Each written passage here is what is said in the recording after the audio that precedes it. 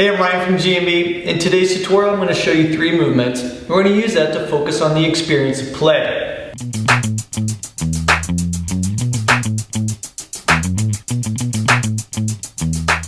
When learning a new skill, it's good to break things down and work on the finer details of this skill in order to master it. However, there's also a time for play. And it's really important that when it's time for play, we focus on the experience. We throw out the sets and the reps and the numbers involved with just experiencing that movement. And that's what we're going to focus on in today's tutorial. I'm going to cover 3 movements. As a matter of fact, I'm not even going to name these movements. I'm going to give them a number. Movement number 1, movement number 2, and movement number 3. The reason for that is I don't want you to get concerned with thinking that you have to do something this particular way. As a matter of fact, today isn't even really about mastering the movement.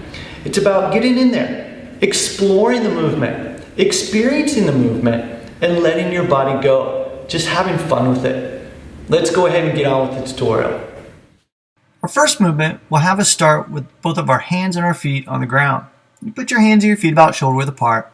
We'll start walking forward by taking our right hand forward and bringing our left foot forward. Then we'll switch and we'll bring our left hand forward and then our right leg forward. In the beginning, you feel free to straighten out your legs. It's actually a pretty good stretch and it's a lot of fun. Make sure to keep your butt up in the air in the beginning. This is really going to help get used to the movement. And once you get a good stretch going, you can then go ahead and get a little bit of freedom in your movement when performing this. Now another variation of this is where instead of keeping our arms and our legs straight, we bend our knees and we bend our arms. Same thing, keep your butt up into the air. Focus on really reaching out in front, going slow with it, and having fun. You can even work on shifting your hips side to side, trying some new exploratory movements within this movement. Feel free to ramp up the speed a little bit, get a little bounce in your step when performing this movement number 1.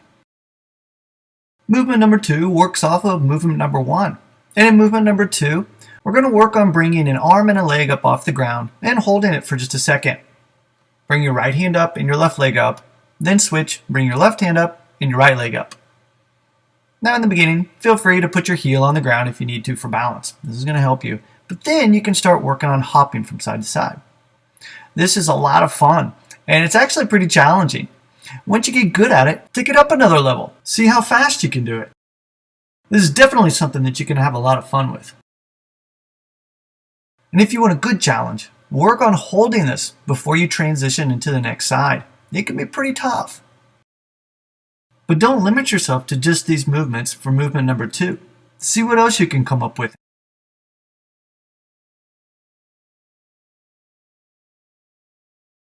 Movement number 3 works off of the previous movements. We're going to drop our hips down to the ground and we're going to place one knee on our elbow. Make sure to shift your hips when performing this movement. This is a lot of fun, but make sure that you perform the first movement and the second movement before going right into this one, because it can be a little bit tricky. As you bring one arm forward, pull your opposite leg up and place it on top of your elbow. Drop your hips down to the ground and hold it. And by the way, if you're sick of push-ups, this is a great alternative that you can have a lot of fun with. Next, you can add in a hop to this. So, as you alternate your arm and your leg, you hop up in the air and bring your knee down to your elbow. This is a lot of fun. Another variation is keeping your hips as low to the ground as possible. Really reach forward and try not to lift your butt too high when performing it. Of course, you can feel free to speed things up. See how fast you can go with movement number 3, and you can even do it on your elbows. Remember, what I'm showing you here are just suggestions. Play and experience the movement and see what else you can come up with.